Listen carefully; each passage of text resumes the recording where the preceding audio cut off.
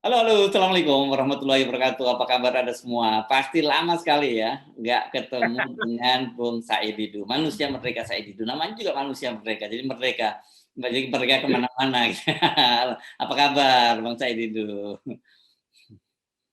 Alhamdulillah Bang Hersu, saya ketemu masyarakat muter-muter sampai ke Australia, sampai kemana, Aha, selalu menanyakan, mm-mm. Bapak ini menghilang karena apa? Disangkanya takut juga sekarang, gitu, sehingga menghilang. Saya bilang, Bang Hersu yang sibuk, jadi saya nggak bisa dihubungi. Oke, apa? Tapi alhamdulillah kita sekarang mulai ngobrol lagi ya. Mudah-mudahan yang udah lama nggak ngumpul di channel ini balik lagi dong ngumpul ya, karena kita akan ngobrol-ngobrol lagi dengan Bang Said Didu. Bang Said Didu, kalau kita amati ya, orang sekarang sudah mulai bicarakan soal calon presiden ya. Di koalisi inilah, Yep. koalisi itu, survei ini, survei itu juga mengunggulkan calon presidennya ini dan itu gitu ya. Tapi sebenarnya ya, bagi saya sering berpikir, ini sebenarnya siapapun jadi presidennya, setelah Pak Jokowi ini akan menghadapi situasi yang berat ya, Bang Said itu ya. Saya sih sebenarnya kalau ada kesempatan Bung Hersu bisa mempertemukan semua calon presiden, Ya. terus kita sampaikan warisan yang akan ditinggalkan Jokowi, saya takutnya nggak ada lagi mau maju. Kenapa jadi begitu? Jadi, apalagi kemarin saya membaca pernyataan calon presiden Prabowo bakal calon yang ingin menjadi calon, menyatakan bahwa pengetahuannya di bawah Jokowi. Jadi pengetahuannya jauh di bawah Jokowi. Jadi saya bilang loh, kalau di bawah Jokowi, Jokowi aja bikin ribet kayak gini, kalau di bawah Jokowi bikin apa gitu kan? Ya. Nah, saya nggak tahu. Saya ingin mendengar sekali Pak Anies. Jadi mungkin kalau saya disuruh bertanya, kriteria jadi presiden akan datang adalah siapa yang paling mampu menyelesaikan warisan Jokowi. Itu sebenarnya yang paling, kalau melanjutkan. Nah, yang sekarang ada yang menyatakan ingin melanjutkan program Jokowi. Nah, itu bingung sekali saya. Kok ada partai yang menyatakan ingin melanjutkan program Jokowi? Program Jokowi adalah yang dikenal menambah utang, menaikkan harga, memecah belah bangsa, menangkapin oposisi. Itu mau diteruskan. Nah, jadi saya bingung sekali kalau ada partai yang menyatakan ingin meneruskan program Jokowi.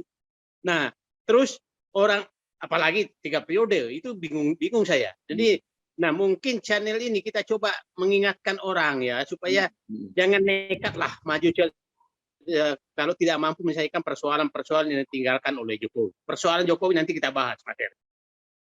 Tapi kalau nggak ada yang maju kan berat juga dong. Ya, itulah saya bilang indikatornya bagi saya kalau siapapun presiden yang terbaik adalah presiden yang tidak melanjutkan program Jokowi tapi menyelesaikan persoalan yang ditinggalkan oleh Jokowi. Itu saja. Dan saya sih berharap mudah-mudahan kalau ini terlalu keras, warisan ini tidak diselesaikan dengan cepat, maka tidak tertutup kemungkinan terjadi kasus hukum dan politik. Jadi saya hanya mengingatkan sebaiknya Jokowi dan teman-temannya itu mencari orang bukan meneruskan program Jokowi, tapi menyelesaikan persoalan yang ditinggalkan Jokowi apabila sudah menjabat untuk menghindari terjadinya proses dan politik. Karena apabila terjadi clash yang nggak bisa nggak bisa diatasi dengan baik. Itu Mas Heru. Oke, mari kita bayangkan ya apa yang terjadi ini pasca Presiden Jokowi yang katakanlah jangan meneruskan warisan deh, kalau gitu PR yang harus dikerjakan oleh Presiden pasca Jokowi gitu. Karena saya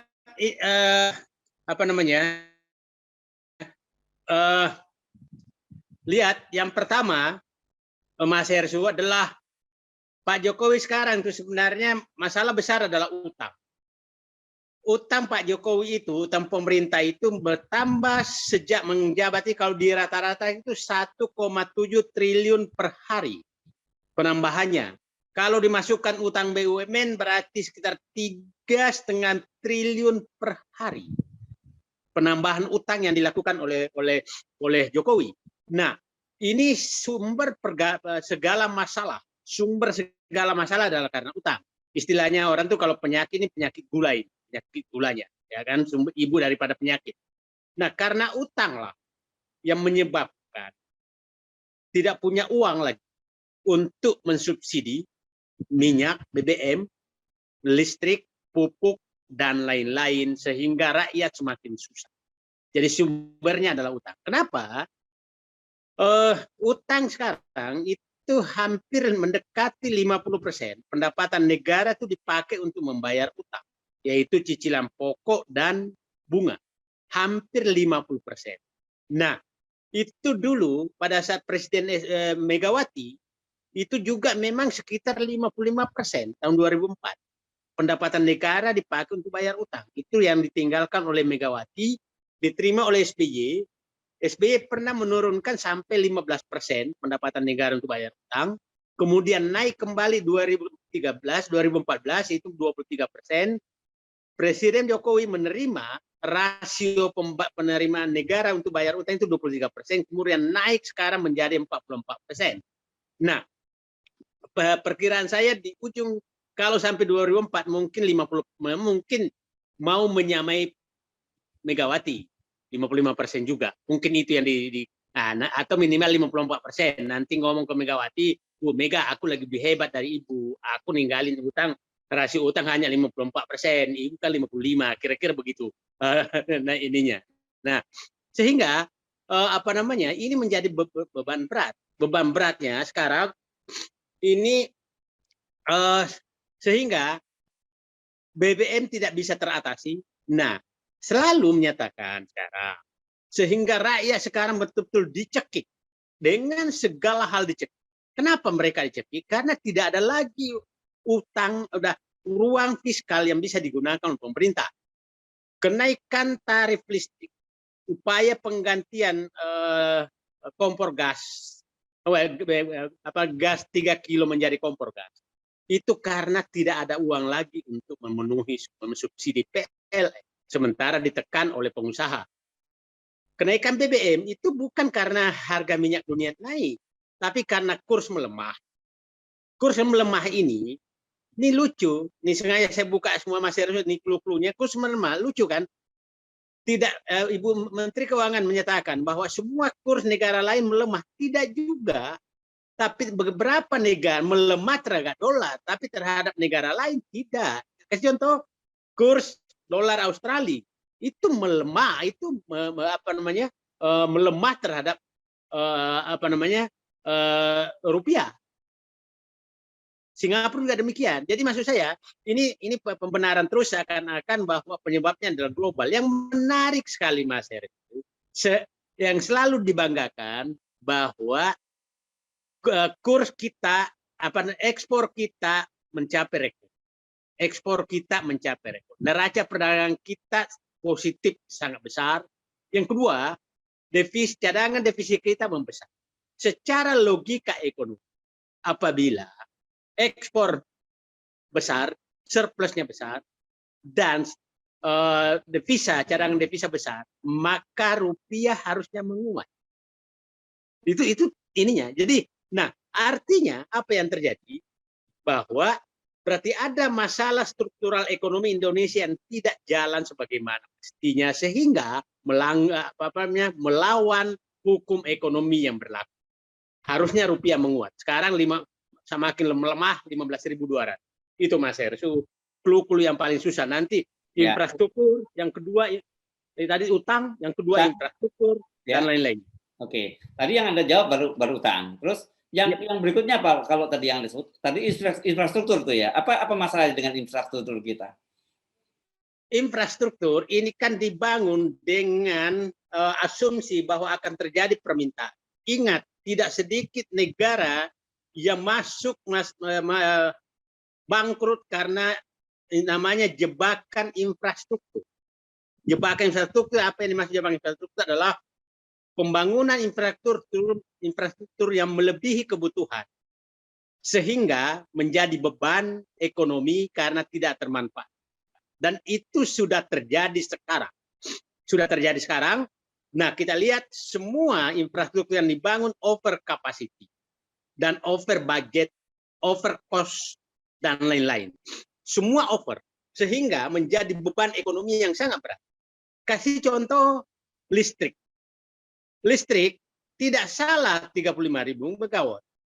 Yang salah adalah tidak masuknya investasi yang diharapkan. Akhirnya pertumbuhan industri industri sekarang betul-betul terjadi deindustrialisasi. Ingat 98 tahun 99 reformasi itu 30% PDB penghasilan ekonomi itu berasal dari industri manufaktur. Sekarang tinggal 9% dan semakin menurun. Nah akhirnya karena tidak masuk industri manufaktur, maka listrik berlebih 7 gigawatt. Padahal pembangunan listrik 35.000 watt baru 40%. Tidak selesai. Nah, kritik kejaksaan ini bukan berarti program 35.000 megawattnya penyebab utama. Penyebab utamanya adalah karena industri tidak jalan. Oke? Itu juga terjadi di bandara. Itu juga terjadi di jalan tol. Itu juga terjadi di pelabuhan. Itu juga terjadi di kereta api. Maka siapapun presiden akan datang akan menghadapi proyek-proyek mangkrak. Nah, yang menarik proyek mangkrak ini sebenarnya sebagian besar disebabkan karena seakan-akan ada ingin unsur balas dendam secara politik pada saat membangun infrastruktur. Nah, 3 contoh yang saya sebutkan Mas Ersu adalah satu, pembangunan Kertajati, Bandara Kertajati.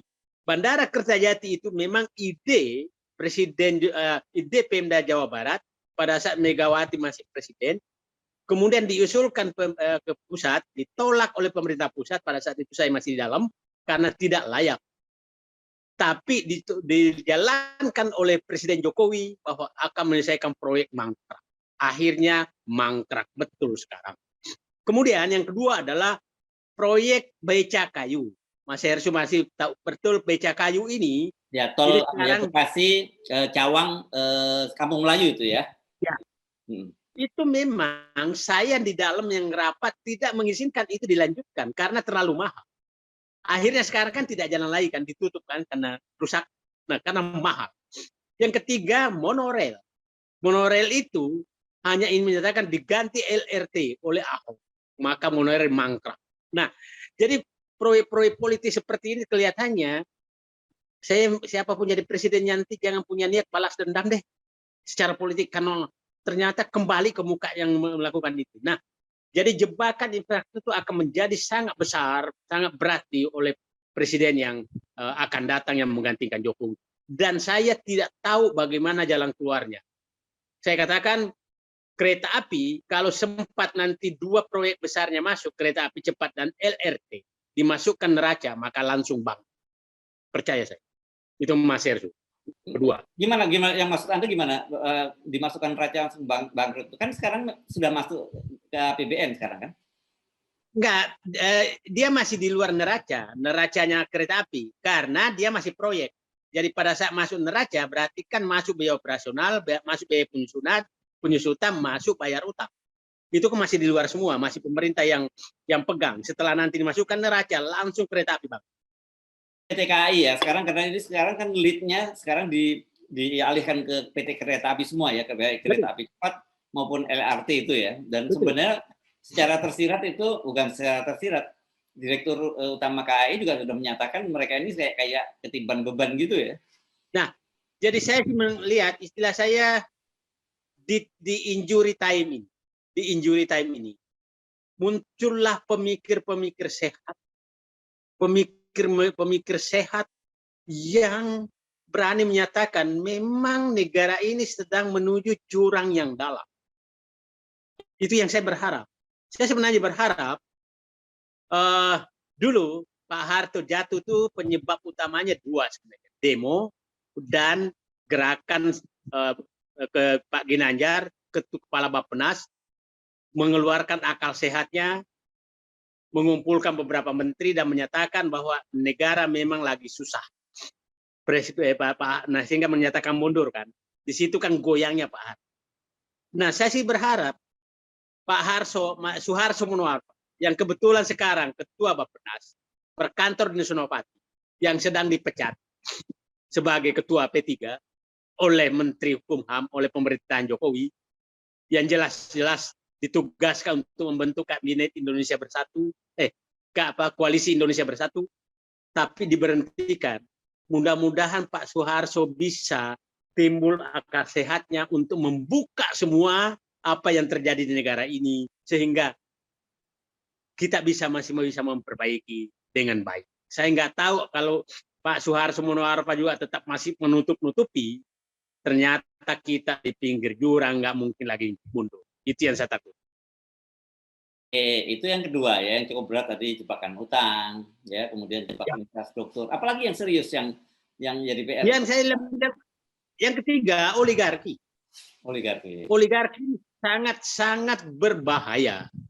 Bagaimana logikanya Mas Hersu? Seorang gubernur bisa membuat tim sukses di seluruh Indonesia, menggerakkan orang segitu banyak, ya kan? Yang jelas-jelas kita tahu itu jelas bahwa itu pendukung oligarki selama ini dan bergerak sedemikian masif. Dari mana uangnya? Itu kan sementara partainya juga tidak mendukung. Nah, agak berbeda dengan relawan yang dibentuk Anies, karena kita tahu relawan yang dibentuk Anies ini relawan kelihatannya relawan rakyat betul gitu. Kalau ini relawan yang terorganisir dan kita tahu bahwa ini bagian dari Basir yang dipelihara. Nah, oligarki ini masih sangat besar. Jadi saya memahami betul kegalauan SBY. Saya memahami betul kegalauan SBY bahwa menyatakan bahwa ada tanda-tanda bahwa kemungkinan hanya 2 calon dan dari mereka sendiri. Itu saya pikir yang marah itu marah karena ketahuan, karena salah analisis, itu marah karena ketahuan. Jadi saya pikir, nah kemungkinan besar itu adalah keinginan oligarki. Dan oligarki ini jangan salah, Mas.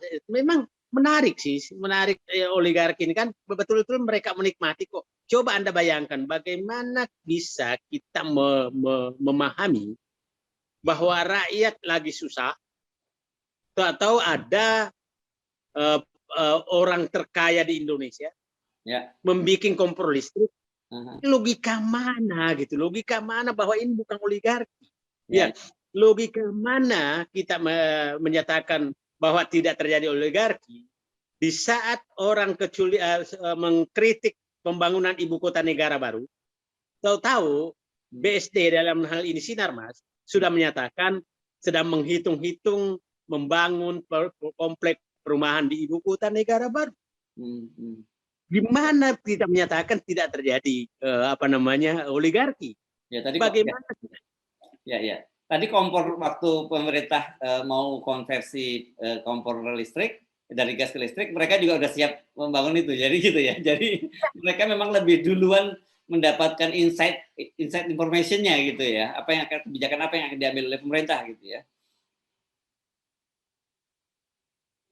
Ya itu masih lumayan kalau gitu. Saya takutnya adalah kau bikin ini ya, nanti kita siapkan kebijakannya. Kemungkinan itu yang terjadi. Jadi bukan pabriknya dari baru mengusulkan gitu kan.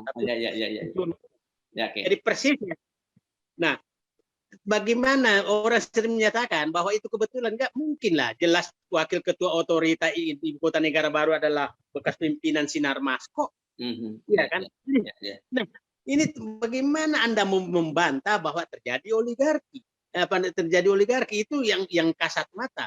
Bagaimana kita tidak menyatakan terjadi oligarki pada saat terbuka bahwa pesawat yang digunakan oleh aparat yang ke Jambi itu adalah pesawat milik oligarki.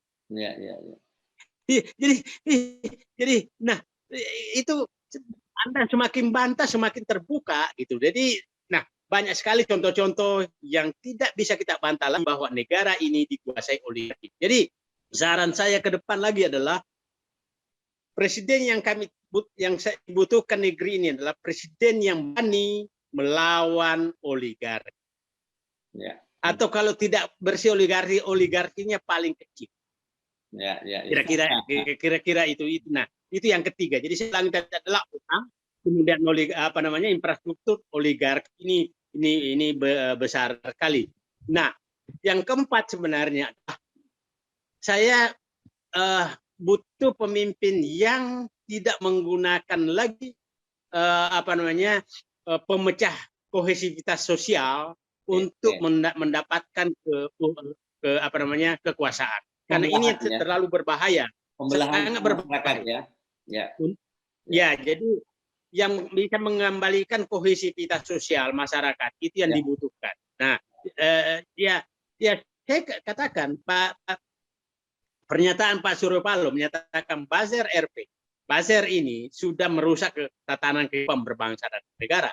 Saya ingin menyatakan itu salah satu pemberi semangat buzzer saat itu adalah pidato beliau di Hotel Indonesia yang teriak kita gitu. Itu yang sebenarnya sumber pemecah belah bangsa.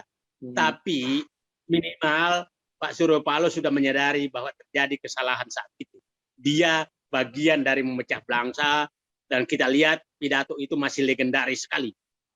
Saya justru mempraktekkan pidatonya itu, saya pikir nggak sembarang orang yang nggak banyak orang yang bisa pidato seperti beliau. Pidato yang mana nih Bang ya maksudnya ya? Yang ini kita. Wah, itu. Maksudnya tuh kita itu adalah bahwa kitalah yang penguasa ini saat itu, dia menyatakan disitulah muncul istilah saya Pancasila, saya Jokowi, kita Jokowi, kita itu. Nah, disitulah muncul semua NKRI harga mati, dan itulah menjadi tagline buzzer sekarang. Jadi tagline buzzer sekarang itu lahir dari pidato Surya Paloh saat itu. Nah, saya berharap tidak lagi pemimpin ke depan yang pidato-pidato pemecah menjadi inspirasi pemecah belah bangsa. Saya kira ini menarik ya PR-nya. Ini walaupun cuma Anda sebut 4 tapi berat semua itu. Utang. Ada yang terakhir yang kelima menurut saya adalah mengembalikan positioning Indonesia di pergaulan internasional. Itu penting sekali. Nah, ini penting sekali karena sekarang menurut saya ini salah arah. Nah, itu penting sekali bahwa tapi dari semua itu Mas, 5 itu sebenarnya penyebab utamanya adalah hentikanlah kebiasaan berbohong oleh pemimpin di negeri. Itu yang utama. Ya, itu yang utama. Baik. Oke, terima kasih Bang Saididin. Penting dicatat oleh para calon presiden, PR-nya berat. Kalau masih, apakah dengan PR yang berat begitu, masih juga tetap nekat mau jadi calon presiden? Ya. Ya. Baik, terima kasih. Assalamualaikum. Terima kasih. Waalaikumsalam warahmatullahi wabarakatuh.